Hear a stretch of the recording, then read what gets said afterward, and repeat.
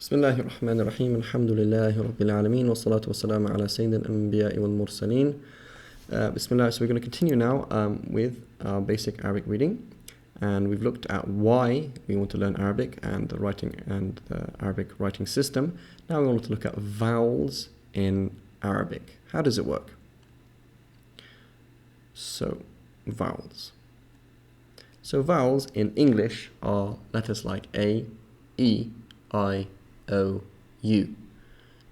Vowels in reality can be quite complex. They have different sounds as we'll see. So in Arabic we basically speaking, we have 3 vowels, not like 5 in English. And as we've already mentioned, we don't write them in the word, we put them above or below if needed, only and if needed. So as mentioned, it goes above and below. So for example, here we have this line above the vowel to show that this is a wa and not a wu and not a we, to show the vowel. If it's not clear, we can express that. Here, because this is a we and not a wu or a wa, we put a kasra, we put this thing called a kasra underneath, and this little line underneath, which shows that there's an I sound. And we can put a U sound above it, which looks like a kind of a shape of a 9 above it, and this tells you that we have an U sound. So let's look at them one by one. First of all, we have the A sound. The A sound is a line above the word, looking like this.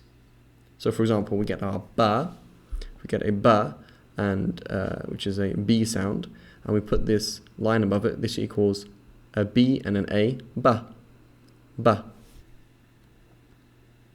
If we get a T sound and we put it above it, we're going to get ta, ta. If we get a tha, which is the TH sound, and put this A sound above it, we're going to get a tha. We say tha. Okay. And then we have the I sound, which is a little line underneath the word, underneath the letter. So we get, for example, a ba, and we put a kasra underneath it. This thing was called a kasra, line underneath. We will say B, B. Little short I sound. If we get this T sound and put this line underneath it, we get T, T. And with the tha, we get thi. Okay. Then we can put this little 9, this shape that looks a bit like a squiggle, kind of leaning 9 above the word, and get the U sound. I'm going to get bu, bu. And with the T, we're going to get tu. And with the tha, we're going to get thu. Okay, so notice these are all short sounds. All short sounds. Okay, they're all short. So here, for example, in English, we have words like apple and cat, or elephant, or hen, or octopus, or frog, or fish, or umbrella, for example. These are all short sounds in English, short vowels. Okay, there are longer vowels, like if I said moon, it's a long vowel. That's not what we're talking about. Here we're talking about little sounds you put above and below to make a short sound. Okay, if you want to use a long vowel, different sounds, like saying things like oon and ah and e, or o or a, these long sounds, we use a harf. We will actually write a letter after this letter, and it will become something different. And we'll look at that in other lessons. Okay, so this is the A. Now the A, it's a bit difficult to say that this squiggly line, or this not squiggly line, this line or angled line above the thing is actually an A, because A is in English is a bit of a elusive character, because it has actually very different sounds. The word A, for example, could in English be pronounced ah, as in you say the cat sat on the mat, ah. Now when we put this line above a ba or a ta or a tha or any other letters in Arabic, we don't mean ah, we don't say ba, ta, tha, we don't mean that. So we don't actually mean ah, right?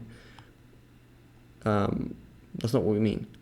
It could mean ah. So here when you say a monkey, as opposed to a monkey. There's two ways of saying it in English, which this is the point I'm trying to make, is it's a bit confusing.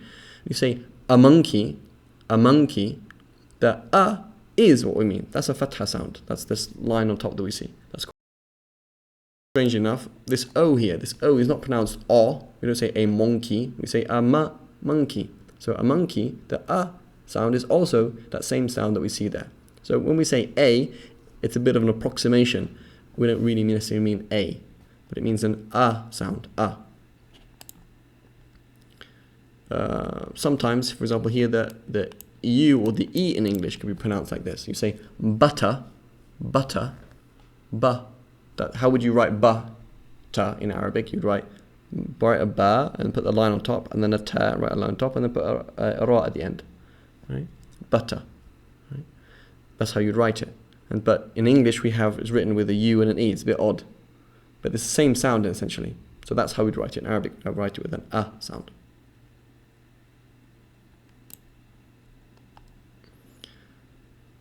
Even the word better, sometimes in Arabic, even the word a can sometimes come out with this line on top, a. So even better, when you say better, in English, that's two different sounds. That's an E sound and an A sound. In Arabic, they don't have an E. So sometimes it does come out as an E. Okay, so you'd write this ba, not ba, and not ba, and not ba. It's not long, nor is it does it have this kind of heavy sound ah, nor is it a very acute ba, but rather ba, ta, not ta, or ta, tha, not tha, and not tha, tha. Okay, so these are short. وصلى الله على سيدنا محمد وعلى آله وصحبه